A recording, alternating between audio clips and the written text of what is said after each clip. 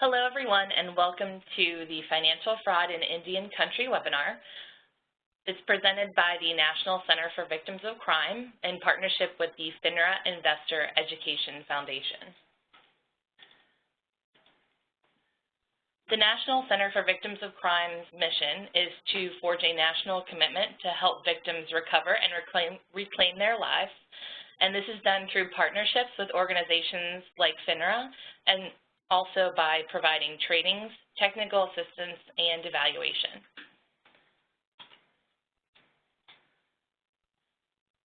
My name is Laura Cook, and I'm a staff attorney with the National Center. I'm co-presenting with my colleague Jane Lee, who is the director of the Financial Crime Resource Center. The Financial Crime Resource Center is an affiliate of the National Center for Victims of Crime, and our policy is that there is no caste system when it comes to victims. Victims of financial crimes, like victims of violent crime, deserve help and the ability to recover. FINRA is an independent non-governmental regulator for all securities firms doing business with the public in the United States. Their functions include education as well as regulation and enforcement. And the FINRA Investor Education Foundation awards grants and manages targeted projects focused on investor education and protection, through which this webinar is presented.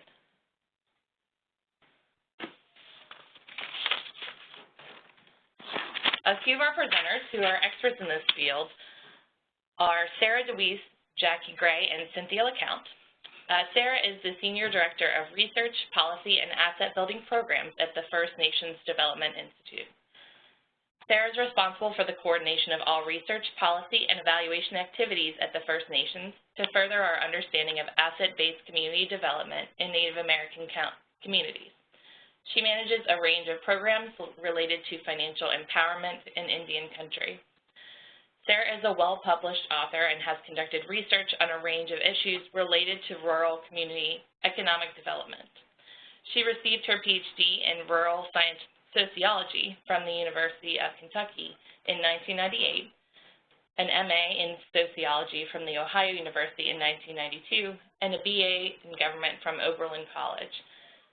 She lives in Fredericksburg, Virginia with her husband and son. Dr. Jacque Gray is a research associate professor and the associate director of Indigenous programs at the Center for Rural Health and the Department of Pathology at the University of North Dakota School of Medicine and Health Sciences. She directs the 7 Generations Center of Excellence in Native Behavioral Health and the National Indigenous Elder Justice Initiative, and also works with a multitude of other organizations. Dr. Gray received her Bachelor of Science degree in Laboratory Technology from the University of Oklahoma. Her Master of Education degree is in Guidance and Counseling Psychology from the University of Oklahoma, and her doctorate is in Applied Behavioral Studies with a specialty in Counseling Psychology from Oklahoma State University. And Cynthia LaCounte is the Director of American Indian, Alaska Native, and Native Hawaiian programs at the Administration for Community Living. She's been working with tribal programs since 1978 and lobbied for Title VI. She's a member of the Turtle Mountain Chippewa tribe in North Dakota and has been the tribal chairwoman for 5 years. She attended the University of Montana and majored in social anthropology. So to give you a little bit of background before we start, we wanted to emphasize that because of the diversity with Indian tribes throughout the United States, there's no one-size-fits-all to assisting them. There are 567 recognized tribes throughout the United States. And some particular issues that Indian communities face are jurisdictional challenges as well as historical trauma. And with that, I'll turn the presentation over to Jacque, who's going to give you a little bit of information about those unique issues that Indian communities face. Thank you, Laura, and thank you for inviting us to present today. In Indian country, some of the unique challenges, as Laura indicated, are the jurisdictional issues for both criminal and civil types of enforcement. Some of those issues include whether or not the victim or the offender is a tribal member or not, where the crime took place. Was it on tribal land? Was it on state land? Various types of things when you have more than one jurisdiction involved as to where are the charges made, how is it going to be prosecuted, or is anything going to be done at all? And many times people go free because they don't want to mess with the complications of the jurisdictions. There's also the difference in Public Law 280 states where tribes have given some of the responsibility for prosecuting certain crimes and things like that, and work in collaboration with a memorandum of understanding with the states, and then others where the tribes are totally sovereign and there is no relationship with the state whatsoever. In addition, the historical trauma can relate to the losing of land, culture, language, spirituality, and other aspects from the history of colonization, in addition to boarding school experiences and lack of trust of the government, and in lots of other things, because Native Americans tend to be prosecuted and incarcerated at much higher rates than other groups. And it causes other problems when they come back, when they've been released from prison, that they can't get into housing and things like that. So it makes complications with lots of aspects of dealing with elders and problems and the future for all of those.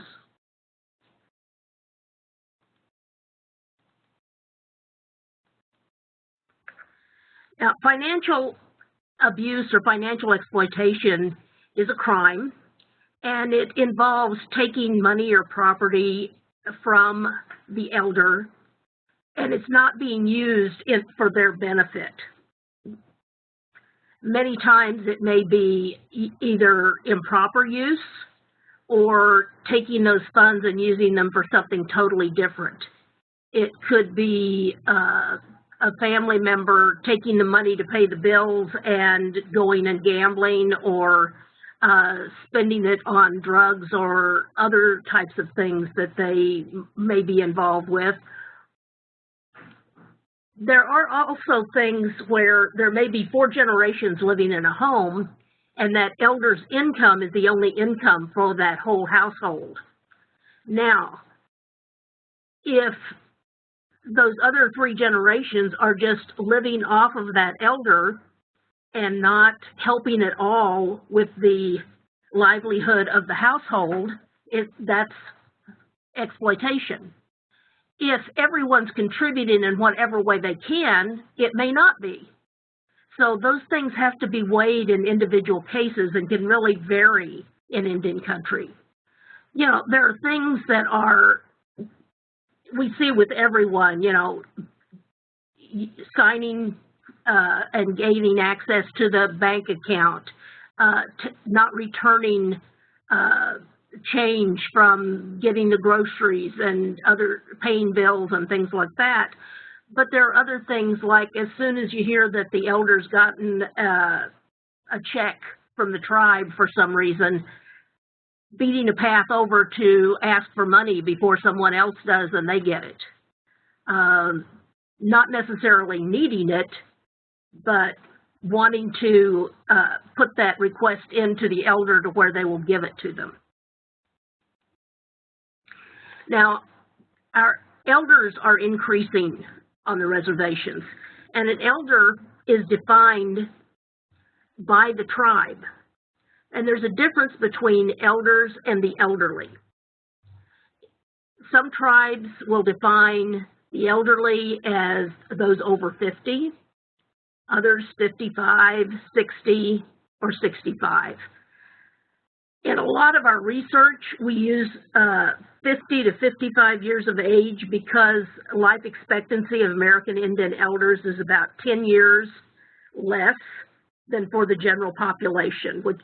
So when you look at 65 within the general population, in the research, if you look at 55, you get a pretty good comparison for Native American elders.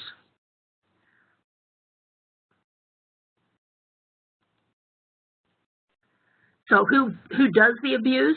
Well, one of the biggest ones are family members. That may be partners, children, grandchildren, and again, they may have gambling or other financial problems of their own, drug, alcohol abuse, or other personal problems. They may just be going to try to get what they think is their share of anything that the elder gets in as far as finances. Sometimes it's a matter of moving in and living off of the elder because they are the only one in the family that has a stable source of income. And when there's violence and intimidation, sometimes the elder lives in fear and turns over the money to try to keep the peace. But many times they don't want that family member to go to jail. They just want them to take care of them as they need them to. Another group who can be abusers or exploit people financially are caregivers. And those could be family members, and maybe they don't know how things should be set up. Or they can be professional caregivers that misuse that position that they're in and being a trusted person and taking care of that elder. Sometimes it's a matter of needing to depend on that caregiver or family member to make deposits, pay bills, take care of things to where they are just tempted by what's there. I know of other people that have talked about giving their elders a gift card for their birthdays because they have basically everything they need and they just want them to be able to get something special, and maybe they'll have a whole stack of gift cards from different people. That a caregiver coming in, they see that whole stack of gift cards and who's going to miss one or two. Those kinds of things happen a lot more than we'd like to believe. So this is the largest group between family members and caregivers that tend to exploit elders in Indian country. Some of the types of abuse, you know, there can be investments and powers of attorney and things like this, but a lot of times it may be other things within the family that don't involve banks. Maybe it's groups that come into the casino where they go to cash their check and rope them into different schemes to get them to spend that money on those types of things. Sometimes it's getting people to sign things over, especially when, as Sarah will talk in a few minutes about some of the payments that come out from different settlements and things like that. I know here in North Dakota with the oil boom, people getting oil checks, that there's a lot of exploitation of that at this point in time. And then there's getting those mailings, mass mailings that all of us get for getting new credit cards or things like that set up in the elder's name. One of the things that we noted in a recent study with a survey of American Indian elders from the National Indian Council on Aging was that over half, almost 60%, of Native elders carry their Social Security cards with them in their wallets. And between 1 in 8 and 1 in 9 Native American elders have been victims of identity theft. So these are numbers that we really hadn't heard before, that we're just picking up from pieces of information that we're able to collect.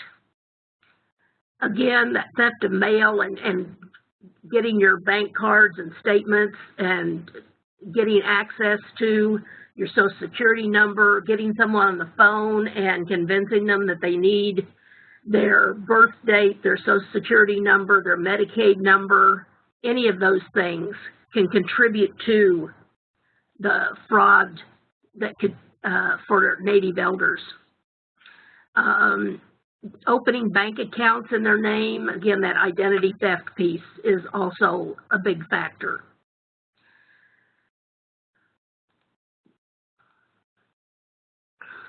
So according to the Federal Trade Commission in 2012, almost 1 in 5 of those that complained about identity theft were over the age of 60.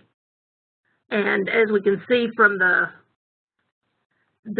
NIEJI data, that even in Indian country, we're having problems with identity theft.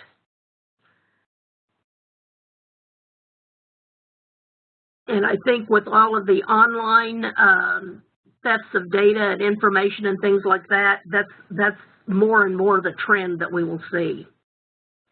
There are places to report identity theft. The United States Senate Special Committee on Aging Fraud Hotline. There's also your financial institution, your banks or credit card companies, local police. The complication here fits in with those jurisdictional issues again, where many times there are very few Native American-owned banks. So most of the banks are on state property, and you have as to which law enforcement authority will follow through in taking the reports and following up, or where did the theft take place? Was it at the bank on state land? Or if it was electronically, was it through tribal land where the elder lived? Was it a tribal member that was exploited? Was the person that did it Native or non-Native? If they're non-Native, they probably can't be prosecuted within the tribal law system, so it would have to go through the state. So there gets to be lots of complications in sorting all of that out. Now, the National Center for Victims of Crime can assist with their hotline, which is also listed. And they also have a checklist at the Financial Crime Resource Center's webpage for people to identify if they've been a victim of identity theft and how you go about blocking some of that.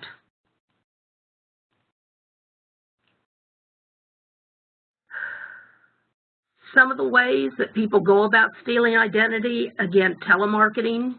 They'll call someone up and make offers and try to get their personal information so that then they can open accounts and gain access to finances through that person's name.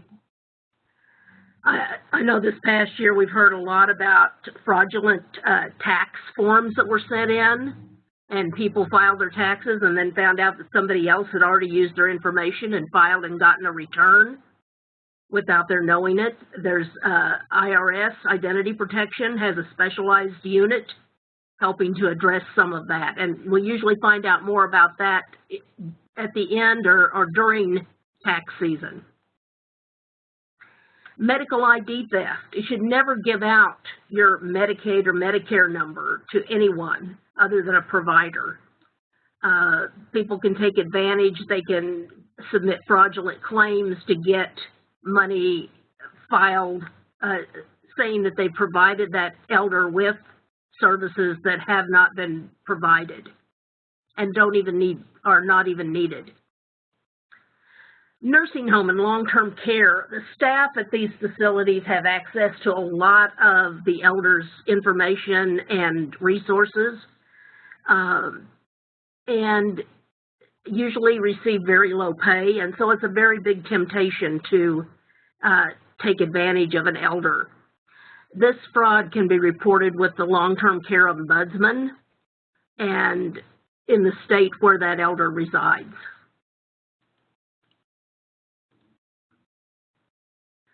So at this point, I'm going to turn it over to Cynthia to talk a little bit about what some of the ways to address it are.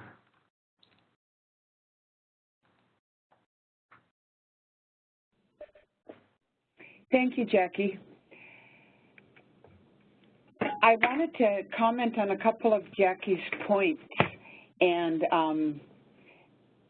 as was said in the beginning, I now work at the Administration for Community Living, but I've been involved in Title VI programs or tribal aging programs for many years, 37 years, and at different various levels. So I've had a lot of contact with the grassroots level and worked there most of my time. So I have a lot of stories about what's happened in Indian country. And I want to tell a couple stories that bring to light some of Jackie's points. When Jacque was talking about lack of trust, that's certainly very true in Indian country, and especially with our elders. The historical trauma that we faced and our boarding school experience has certainly carried through generations. And I'm the second generation of boarding school families, and I can guarantee you that trust has carried through to us. Also, I wanted to reiterate, when Jacque was talking about financial abuse, when I lived and worked in Wisconsin for Great Lakes Intertribal Council, I was the Foster Grandparent Program and Senior Companion Program Director. And the grandparents and companions are considered volunteers and receive a stipend every 2 weeks. It's also a requirement of the director that we do in-service training to all of the volunteers monthly. So I would take their stipends to them when I would do their in-service training, because it would save my program postage, and I was going to see them all, and it was a carrot to get them there. Well, it didn't take me long to realize that it was also a carrot to get other family members there, and that it hadn't taken long to know when Cynthia drove up in her blue car that she was bringing money to the seniors, and we would have lunch after the in-service at the meal site, and I would watch as young nieces and nephews or children or grandchildren or whomever would come to the seniors to borrow money.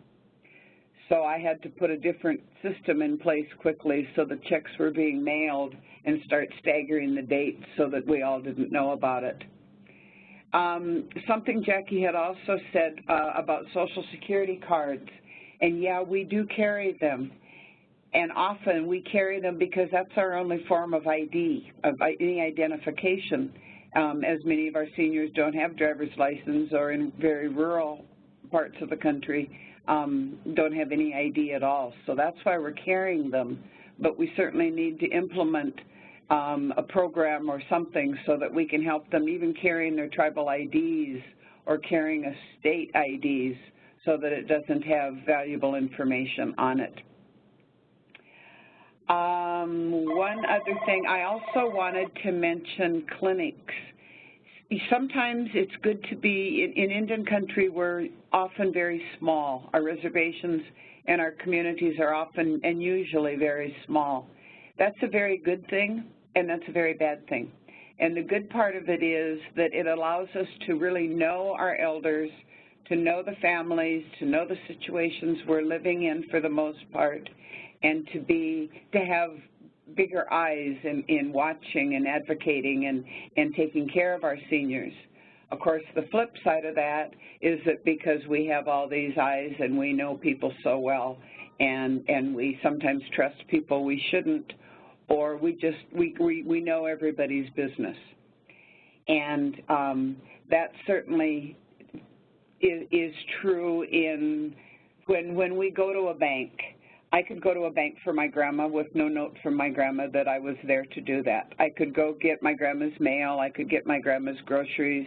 I could take her checkbook and write checks because everybody knew I was Tressa's granddaughter.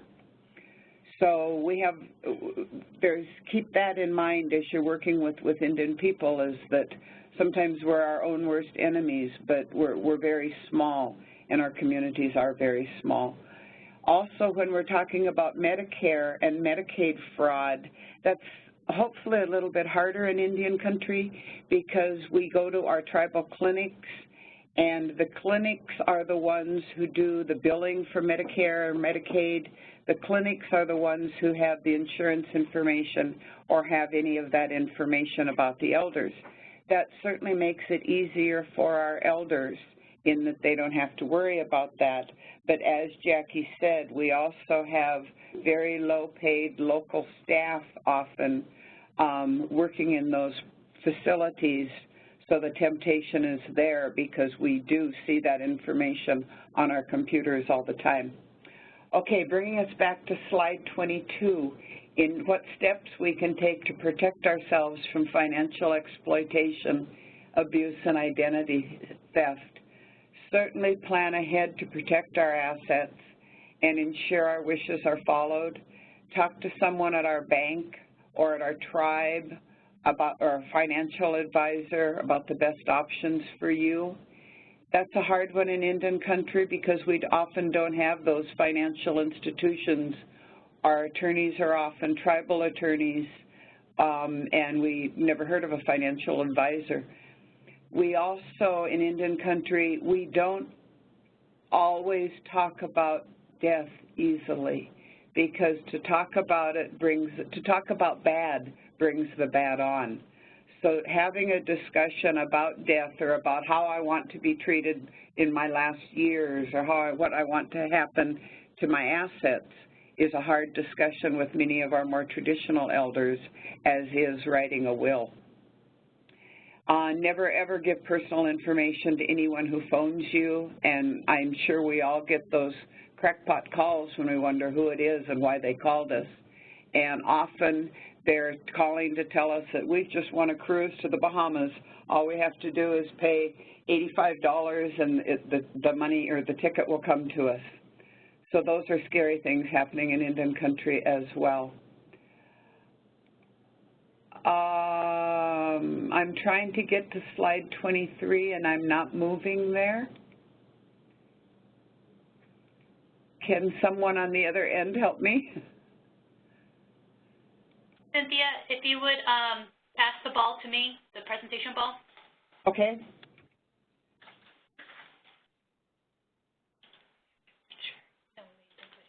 Okay, you got it. Thank you. Except I went to slide 23.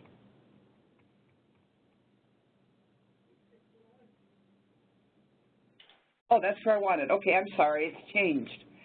Also, another scam that we hear about is when we may get a phone call or something in the mail telling us that we can pay a bill by simply using this little credit card that they're going to send. And they used to have what was called green dot cards. Those are no longer sold, but just be aware that there are those scams where if we would only order this certain little credit card, like a credit card, we could pay all our bills using that. And also on the screen on this slide are some area codes to be aware of: 809, 281, 629, 876, 473. And what do you mean 202? That's my area code. Jackie, I included the 202 because a lot of these IRS scams, okay, when they call, it has a 202 area code number, and people pick up thinking it's Washington, D.C. IRS. And what we know is the IRS will never call you. So that's right. Yeah, so I included that 202. Okay, thank you, but accept my calls if I call, please. Yes, you will. Okay, on to 24. Thank you.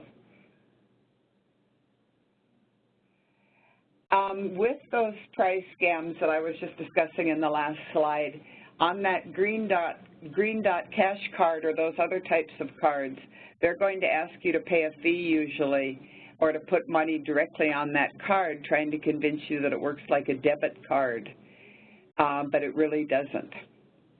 You have to wire money like you're going to the Lloyd's of London and then deposit a check that they'll send to you.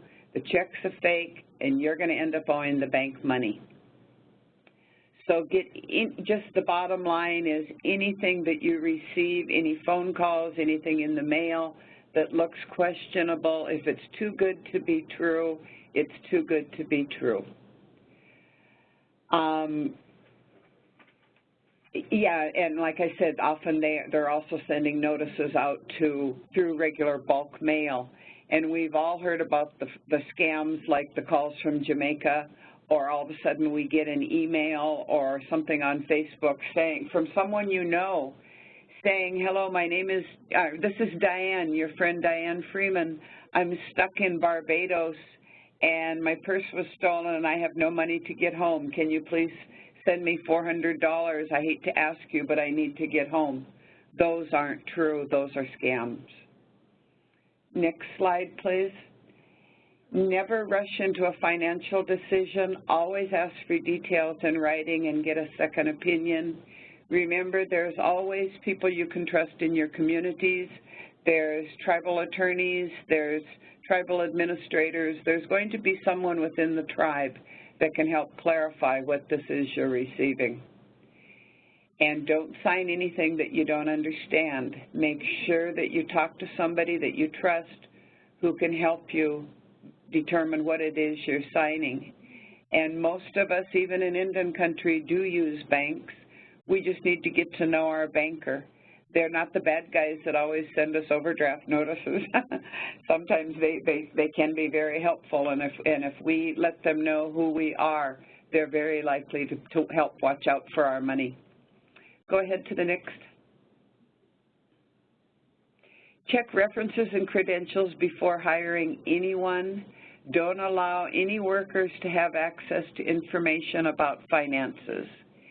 And now, even in our aging programs, we have programs that are called Money Follows the Person, where we actually give an elder a lump sum of money so that they can hire someone that they want to take care of them. That's a perfect fraud case waiting to happen. So we want to make sure that we really know who that person is that they're hiring, that we know their background, we know their history, and we know who we are. Or they are. Most tribes, or I would guess all tribes, have this step in place in hiring any staff. So if we simply adopt that policy from the tribe, then we're covered there. Pay with checks and credit cards instead of cash to keep a paper trail. And I know this was a tough one in Indian country with our elders. They'll get their Social Security check and cash it, and tuck that money away in a pocket or in a box or under something and pay everything with cash and give whomever cash to go run their errands for them. So again, that's a disaster waiting to happen. We are trying constantly, and we have been for many years, to tell our elders that it's okay to say no. It's okay to say no about any type of abuse and in many, many situations. What has made it so difficult is our extended families and the way we've always historically taken care of one another and believed that what I own is what the family owns. We're very community-oriented. But still, through our elder abuse movements, we've been trying to tell our elders it's okay to say no, it does not make you a bad grandma. And of course, you have the right not to be threatened or intimidated. And if you think someone is trying to take control of your finances or threatening to put you in a nursing home or threatening to take away those grandchildren, call your local adult protective services person, or if you don't know who that is, call your aging program or your Indian Health Service or tribal clinic. Other tips for preventing identity theft, again, Social Security cards, avoid carrying it with you. It really does need to be in a locked security box or someplace safe. And those of you who are service providers out there in telephone land, we can easily start a campaign where we're hauling our seniors to the local courthouse and getting them state IDs. That's very easy to do, and that would allow them then to tuck away their Social Security card, because I know they carry it as a source of identification. Never write your PINs on your credit card or a debit card, or put it on a little piece of paper and then put it in the same pocket as your credit card. And don't use the same PIN number or the same password on all your credit cards. Somebody should call me up after this webinar and remind me to do that. Also, when you're at an ATM machine, remember there's often people standing behind you. So protect the PIN number that as you're putting it in, protect that keypad, and make sure, this happened to me out in Washington, D.C. I thought I was done with the ATM machine. I got my money, and I walked away, and a woman stopped me and said, "Ma'am, you haven't closed out that screen." There was one more question that said, "Is there any other transactions you want to make," or some such thing. And I didn't know that was going to come up. Somebody could have come up behind me and done transactions on my debit card. So that's something to really watch for, too, that those machines are done. Next slide. Collect your mail promptly. Many of our elders, rural elders in Indian country, have a mailbox out in the middle of nowhere. I certainly do on my farm. My mailbox is about 1.5 miles from my house and on the county road. This is very, very normal in Indian country, so we need to get our mail on a regular basis so that it isn't sitting there.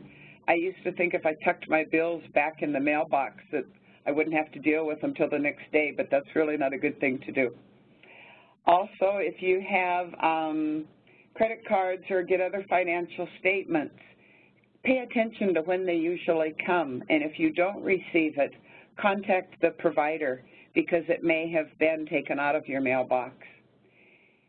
Keep your receipts. When you go to TJ Maxx and go shopping, or you go to the giant food store and you put it on your debit card or your credit card, keep those receipts so when you do get your statement, you can check off on that statement and make sure that you really did make that purchase and report it immediately if you have not. Number 29, please. Tear up or shred up all unwanted receipts, credit offers, those Capital One credit card things you're going to get in the mail telling you you've just been approved for a credit card. They actually have a credit card in there. Don't just throw that credit card away. Somebody else could pick it up and take that out in your name. Remember, there really are dumpster divers getting personal information out of garbages, so tear it or shred it or burn it if some of us have wood burners.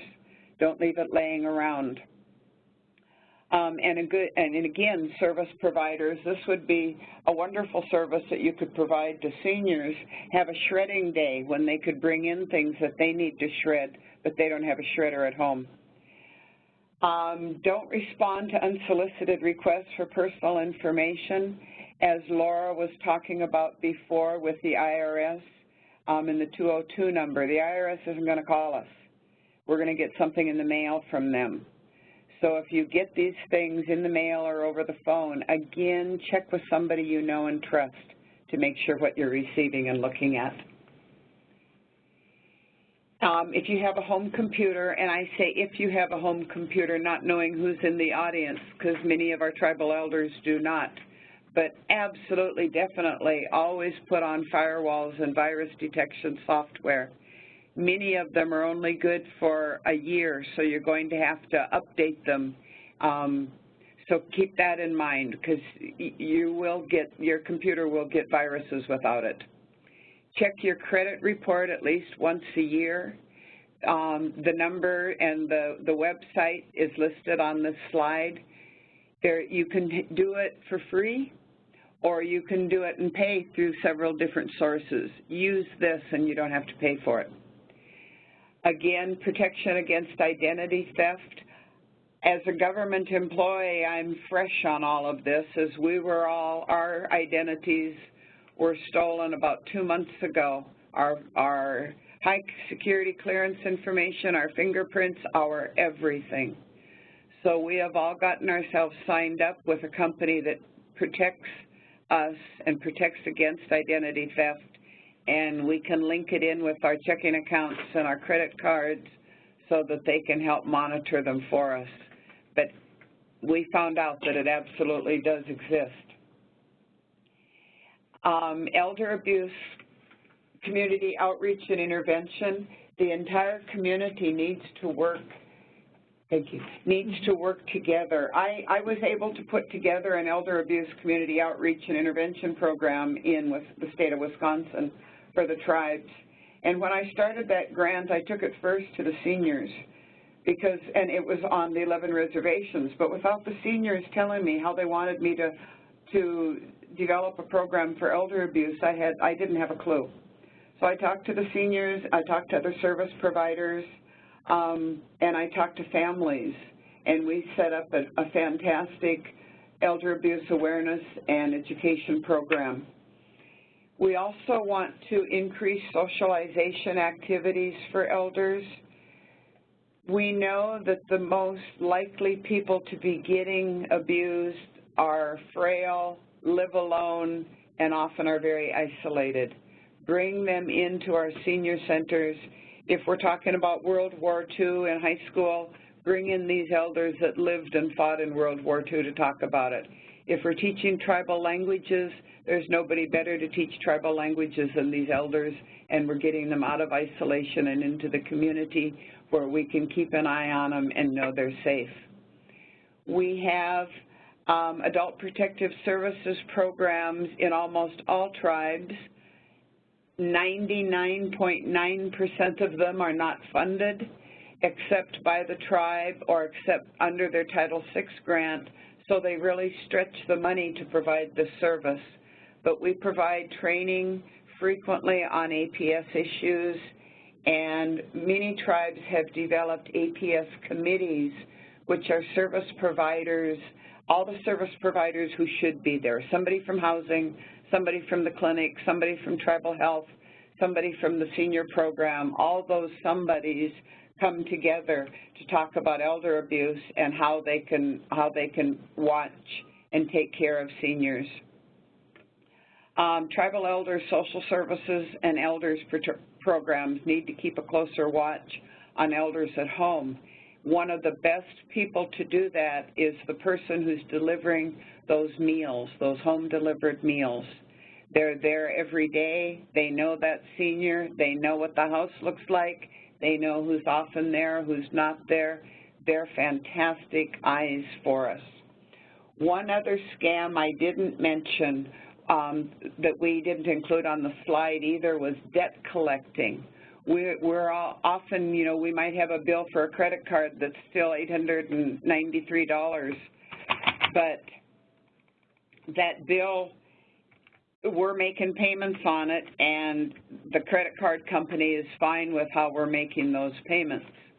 But yet there might be a fraudulent company calling us and trying to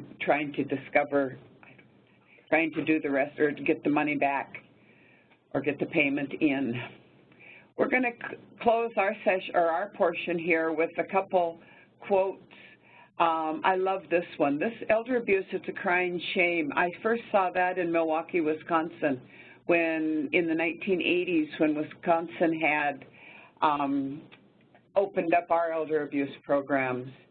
And it is a crying shame, and it is definitely not our tradition as Indian people. As a Chippewa person, was raised knowing of the Medewan Society, and we have almost 10 commandments in that society. One of them says, honor the aging. In honoring them, we honor life and wisdom. And now I'm going to turn it over to Miss Sarah. Oh, it has already been turned over to Miss Sarah. All right. Thank you, Cynthia and Jackie. That was a wonderful presentation. I learned a lot, and it's a real honor to be presenting with you. So, and thank you to the FINRA Investor Education Foundation and the National Center for Victims on Crime for the opportunity to speak with you today about financial fraud in Indian country. And I thought Cynthia and Jackie did a great job really covering a lot of the key issues, especially in relation to elder abuse. So I'll actually be focusing a little bit more on some unique circumstances that Indian country is facing right now, especially in relation to certain recent lawsuit settlements. So before I get started, however, I just want to share a little bit of information about First Nations Development Institute. We were founded in 1980. We're a national Native-led nonprofit. We are headquartered in Longmont, Colorado, near Denver. And as you can see there, our mission is to strengthen American Indian economies to support healthy Native communities. So we do a lot of financial education work, investor education, and we've been honored to be working with the FINRA Investor Education Foundation for, I think, about 4 or 5 years now, to also do very specifically outreach and education on financial fraud and investor fraud. So I'll be talking a little bit about that as well. At the end of the presentation, I'll actually be sharing some resources that we have created in partnership with the FINRA Foundation. So what are these unique issues that are facing many Native communities? And I know both Cynthia and Jacque sort of touched on this, but people ask me, well, why is financial fraud happening in Indian country? And I quote Willie Sutton, the bank robber, when he was asked, why do you rob banks? He said, well, that's where the money is. And in reality, that's what's happening in parts of Indian country. I want to emphasize that, you know, those of you working in Indian country know that it really is challenged by very high poverty rates and a lot of inequality, but there are some unique situations in some Native American communities where tribal members are either receiving lawsuit settlements or are receiving tribal dividend payments from tribal enterprises, often referred to as per capita payments or miners' trust payments. So that's what I'll be talking about today in a little more detail. So let's address per capita and miners' trust payments. It's important to note, first of all, there's a great diversity among tribes. It was mentioned earlier that there are 567 federally recognized tribes. The Pamunkey of Virginia were just recognized a few months ago, increasing the number from 566 to 567 federally recognized tribes. And these tribes range in sizes of tribal citizens from a few hundred people to over 200,000 people with the Navajo Nation. So a lot of diversity among different tribes. And tribes, as governments, can own businesses. Many people are familiar, of course, with gaming and you know, casinos, but a lot of people don't know that many tribes own oil and gas reserves or oil and gas enterprises. And so these range of enterprises can pay dividend payments to tribal members. So this is something that many people are familiar with or have heard of being called per capita payments. And individuals, a small number of individuals, both a small number of tribes and a small number of tribal members, do receive these payments on a monthly or annual or biannual basis. So there are actually 240 tribes that run 420 gaming establishments across North America, and about half of them distribute per capita payments. Not all tribes choose to distribute per capita payments. Many tribes reinvest the revenues from their enterprises back into tribal social service programs and other resources. So there were actually 126 revenue allocation plans on file with the Department of the Interior in 2014. So that indicates that you know, at First Nations we kind of say rule of thumb 150, 175 tribes that receive miners' trust or per capita payments. Just a note about miners' trust, individual tribal members who are under the age of 18 may have those per capita payments put in a trust for them. And so when they turn 18, they may receive a large lump sum of money. And so this has created some sort of unique conditions in Indian country.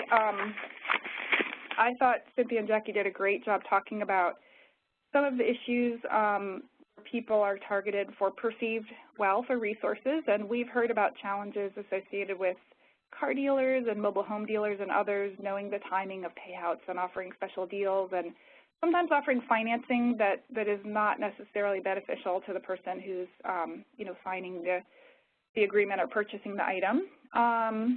And there are some businesses that offer cash advances on per capita payments. Those are not necessarily fraud, we recognize that, but they are challenging issues. And then, of course, we do hear a lot about identity theft, so that is an ongoing challenge for young people and elders in the community. Let me talk for a minute about recent lawsuit settlements. I'm not going to have time to go into a lot of detail, and many of these lawsuit settlements are trying to address challenges and injustices that are in some cases 100 or over 100 years old. So Cobell versus Salazar, that had to do with the fact that the tribal government actually holds land in trust for many tribal governments, but also tribal citizens, tribal members. And by holding it in trust, that means they often manage how the land is used, and in some cases, the land may be leased out for grazing or for oil exploration or coal mining. And the federal government historically was supposed to manage these payments that came in for tribal governments and citizens. And of course, if, for example, if I were a tribal member that owned land where there's, you know, a farmer, you know, grazing his head of cattle, I'm supposed to receive a payment for that.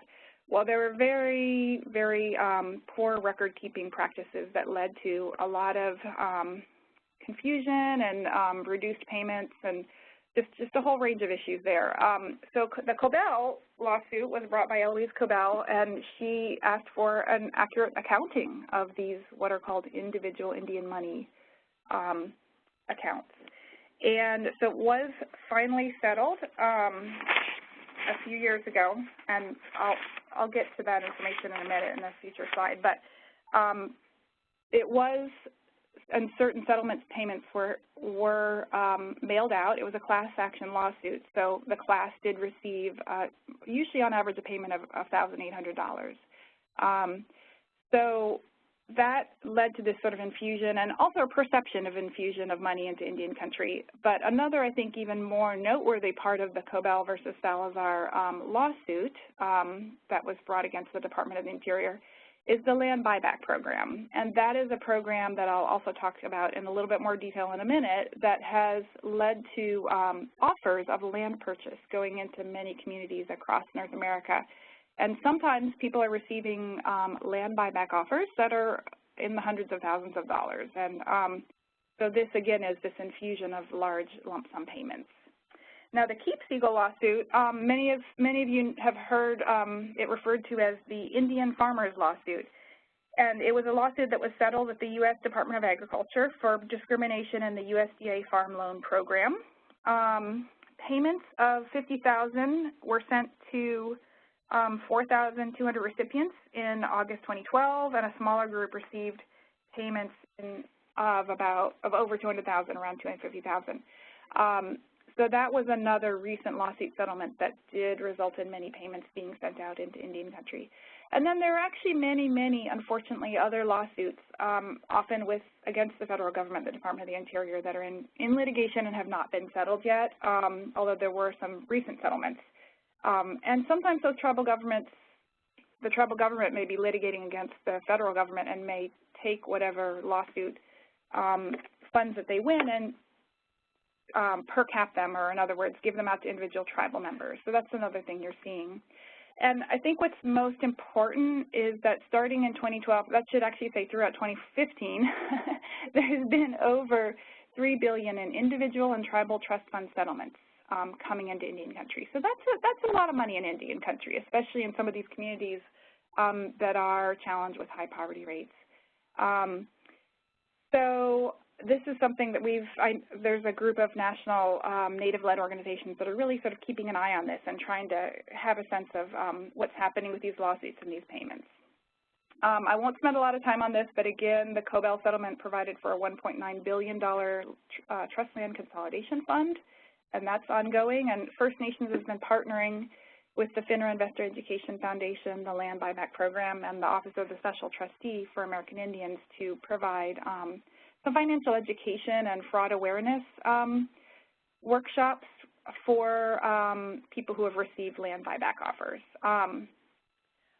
I had a slide in here about Native elders. I hadn't seen Jacque and Cynthia's presentation, and I think they did a great job of covering this issue of who's targeted by fraud and the fact that elders in Native American communities are often, unfortunately, one of the groups that is most likely to be targeted. Well, at this point in time, I wanted to share with you some resources that may be useful to those of you who are in direct service positions or thinking about how to protect individuals from financial fraud. And First Nations in 2011 produced a workbook called A Journey Toward Financial Empowerment that talks about financial abuse in many forms.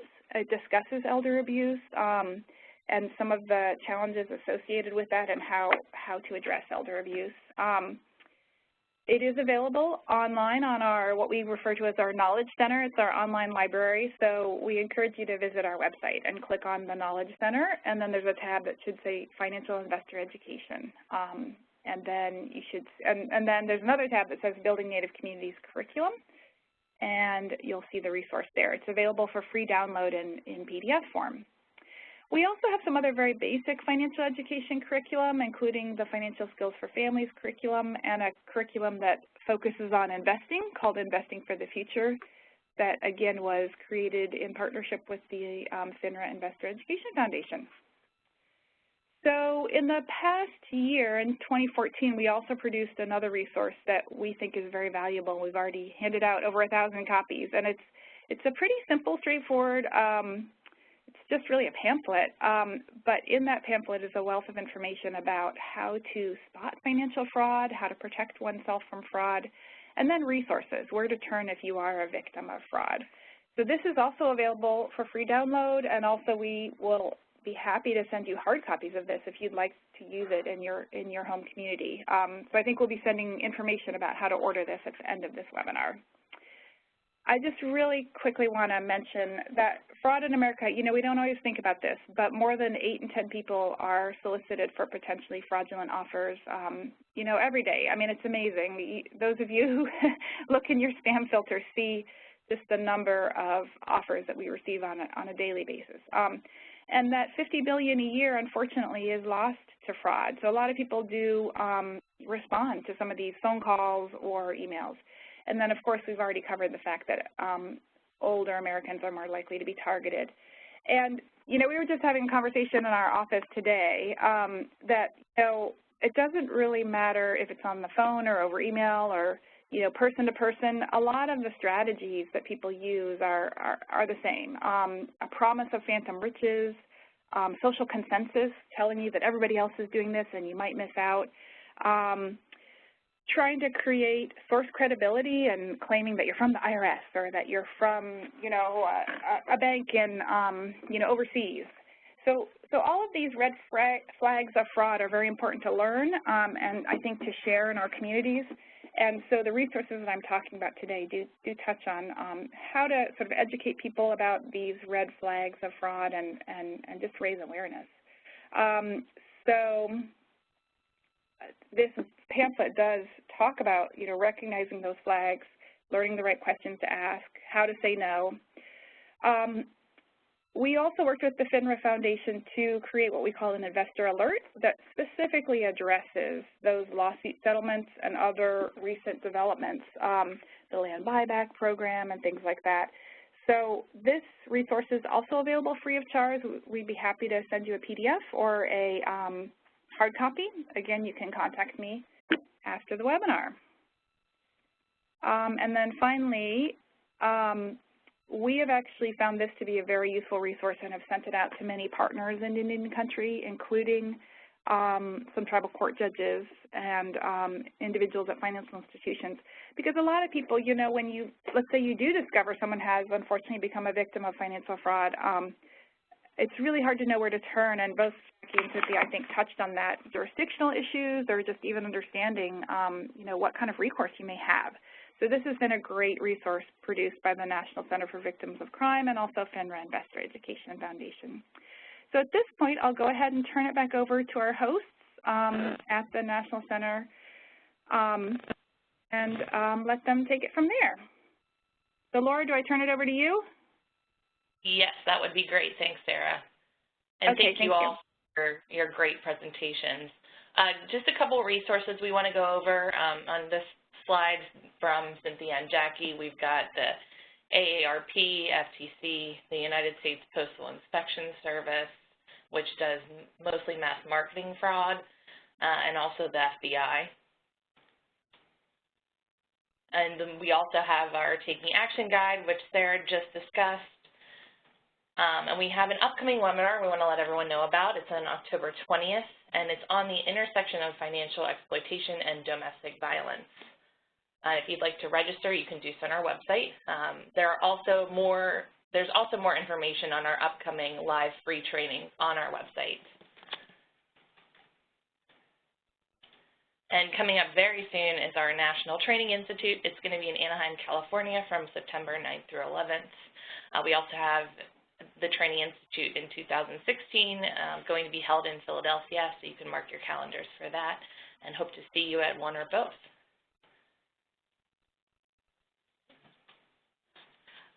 Cynthia, Sarah, and Jackie, thank you so much. Do you mind sticking around for 10 minutes? We have some questions for you. And if you can unmute yourself. Sure. Great. I'll have Laura ask the first question. Sure. So is there a cultural component like traditions, intergenerational dependency, makes Native American elders more vulnerable to family financial abuse?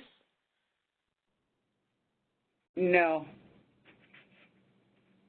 No, there's certainly not. Jackie, you want to take that with data, and I can take it with opinion? Oh, go right ahead. You know, so often these things come up. We're asked about alcoholism. You know, it seems like you have such higher rates of alcoholism in Indian country, or all your women are getting beat up, or no. I think the reason that these questions are asked is because we're in isolated areas, we're in grouped communities where on a reservation 90% of the people are Indian. So it appears as thus. But no, I think per capita our violence towards one another and our alcoholism is no worse than anyone else. I will also be quick to say that our young men and our Indian people are arrested and imprisoned at a higher rate than per capita than any other population in the United States. And I also would say there's no data. It's much more a socioeconomic issue. Yes, I think that's an insulting question. Thank you, Jackie. Okay, so we'll get to a next question in just a second. Would grandchildren residing with elders who consistently stay up late, increasing the elder's utility bills, fit the category of somebody who commits elder financial exploitation? I think, Jackie, I think it depends on the situation, really. Many times it's a matter of those elders raising the grandchildren and doing it on their fixed income rather than having any support for those grandchildren. And that's more exploitive. Yeah. Are there any tribal laws that are particularly helpful in protecting Native American elders from financial fraud, or that may make Native Americans particularly vulnerable to financial exploitation? Go ahead, Jackie. I don't think there are any laws in particular. Very few of the tribes actually have elder protection codes. So we have model codes on our website at NIEJI.org that can help tribes as far as establishing an elder abuse code, but they also need those other supports in order to enforce those codes. A lot of the issues tend to be much more dealing with jurisdiction, though.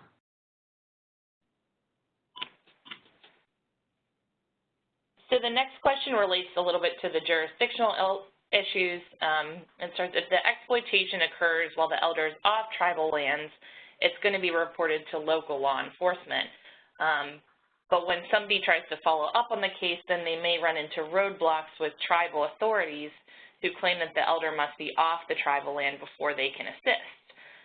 So if somebody outside of the tribe is trying to assist and they turn the case over to tribal police, but the police won't follow up because it didn't occur on tribal lands, how can that be addressed, and how can they work together, local and tribal police, to address these issues? The Tribal Law and Order Act really encourages that state, county, tribal, local authorities develop memorandums of understanding and cross-deputization to try to address some of that, but I don't think a whole lot of that is happening. There has been some, but a lot of it isn't happening, and that continues to be an issue. Thank you, Jackie. And do any of you know if Medicaid is going to stop using Social Security numbers as identification numbers? I don't know the answer to that.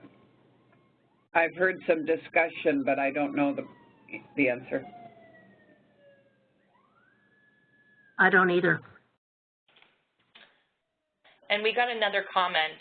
As a tribal leader, this person frequently attempts to assist young families with getting into federally funded homes and then finding out that because a husband has been in prison, they get denied housing. Is there a way to help these families? Cynthia? That's a huge issue in Indian country. And I don't know if HUD allows tribes to make their own, to override that requirement. I don't know if that can be a tribal decision or not, but that is an issue that we've had identified. And that brings me to another part of it is that homelessness looks very different in Indian country, because we're not going to be seeing homeless people normally like we would here in Washington, D.C. on the streets surviving. Our homeless people are often taken in by their families, so that, as Jackie said, we have 4 or 5 generations of people living in a home, but it doesn't mean that those people aren't actually homeless. They have nowhere else to go. So we have a lot of work to do with HUD and tribes and talking through some of these issues. And Cynthia, I did just want to let you know, and I hope my asking of the question didn't kind of skew it. The question about the cultural components was not really about stereotypes. It was more about, you know, the structure of tribal organizations and, you know, cultural components, not cultural stereotypes that the person was asking about. Yeah, about the family traditions and responsibilities. What you talked about, grandma's money's our money, this whole intergenerational, like taking care of each other, that type of thing. So we don't want to imply that question asked about any stereotypes, because it had nothing to do with alcoholism or incarceration rate. It was just about, you know, how families tend to be like in Indian communities. So I just wanted to clarify. When I had my public awareness and education program in Wisconsin with Wisconsin tribes, we asked just about that same question, or as part of our overall discussion during the 3 years of the grant. We kept asking ourselves how we got to the place where we're abusing our elders when traditionally we revere and honor them, and they're some of our most important people in our communities. They carry our history and they carry our language and our culture. And all the fingers pointed to historical trauma, and it pointed to boarding schools, that when our families were broken and our little children sent away, my dad was sent away at 5 years old to a boarding school and finally ran away at 15. He missed those 10 years of learning how to be in a family, learning how to parent, learning all of that, and learning the respect of Indian people.